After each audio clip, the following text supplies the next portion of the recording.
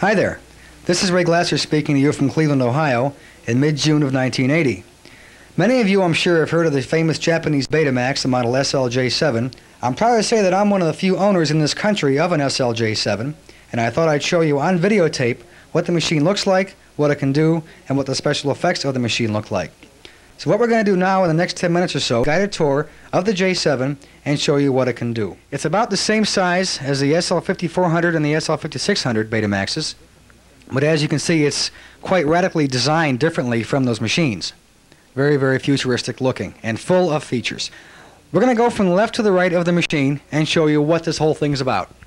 Up here is the power on button with a green pilot light. Below that is the power off, and over here is the timer button with a red pilot light. You can only timer record on this machine. You cannot play back on the timer like you can on some American Betamaxes. Over here is a 24-hour digital clock in military time. Above that are the days of the week in Japanese, from Sunday to Saturday. This over here is Monday with the red light right below it.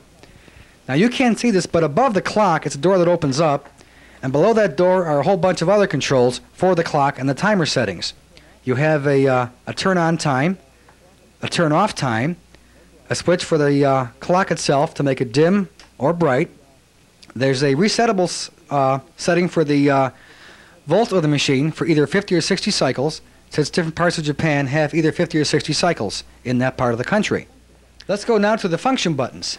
Over here is eject with a light. This is rewind with a pilot light, stop, play, fast forward. This is record, and over here are two lights to indicate what speed you're recording at, either beta 1 or beta 2.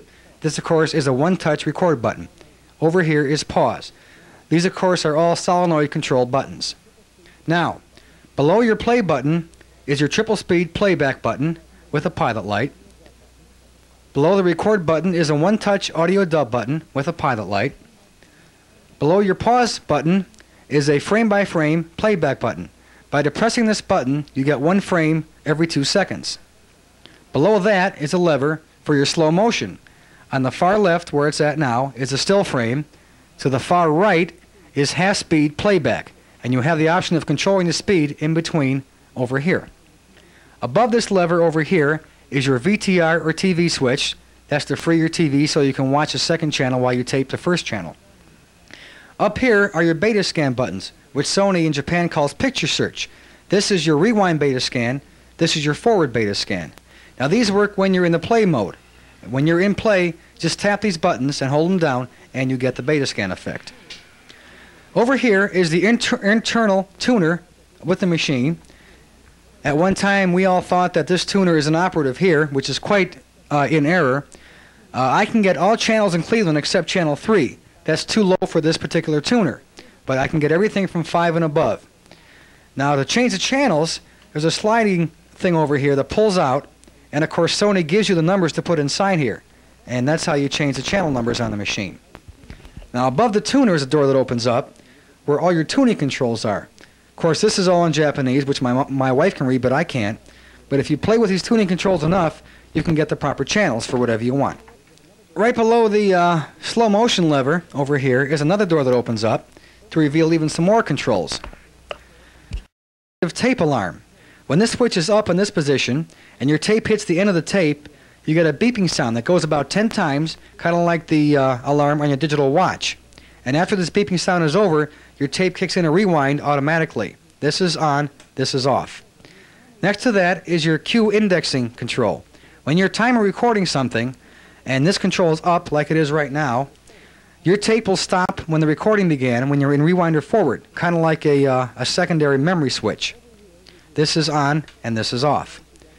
Over here is your BNR for beta noise reduction. This is kind of like Dolby. When this switch is up like it is right now, this will cut off the tape hiss on your audio track, which will give you a little bit cleaner audio sound. That's on and that's off. These three controls here are for stereo, since parts of Japan do have stereo TV. This first one is for playback. This is stereo playback in the far up position. The middle position is left channel only. Bottom position is for right channel only. Next to that is a record stereo switch. Again, top is stereo, middle is left channel, bottom is right channel. and here's a light up here to indicate that you are receiving a stereo broadcast. On the far right is an auto stereo button. In the up position, you'll get stereo automatically when the program is being broadcast in stereo, at which time this light comes on. In the bottom position is totally monaural. Over here is a dual lamp, kind of like the VHS machines. When the room is too hot or too humid, this light comes on by itself and the Betamax will not function. Down here are even some more controls.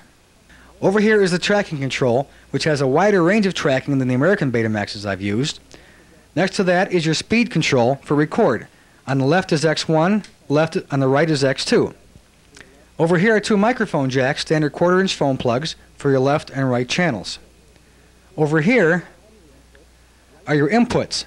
Here are your stereo audio inputs, white for your left channel and red for your right channel. This is your video input control. And next to that is a 3-position input selector. The far left is for video in, which activates this for your dubbing. In the middle is for your tuner.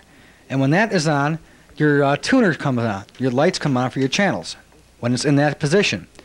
On the far right is for your camera, which is right over here. This is a 14-pin camera jack. This is the remote control that comes with the J7. It's very, very light, and this is the RM77.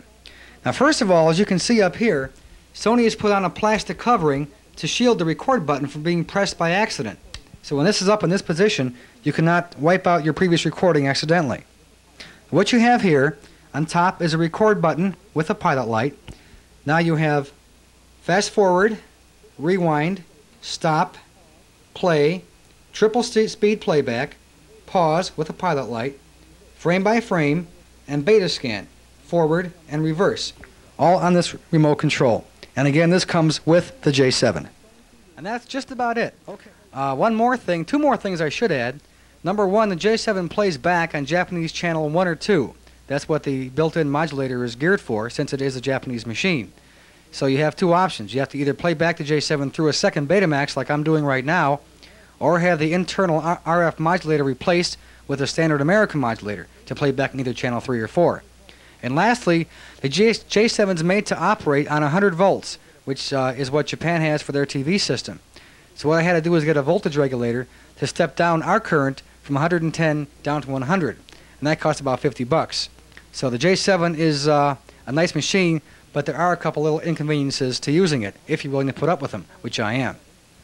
Anyway, I hope you've enjoyed the short tour of the J7 as much as I've enjoyed doing this camera tape to you. So until next time, Ray Glasser from Cleveland, Ohio, saying so long, take care.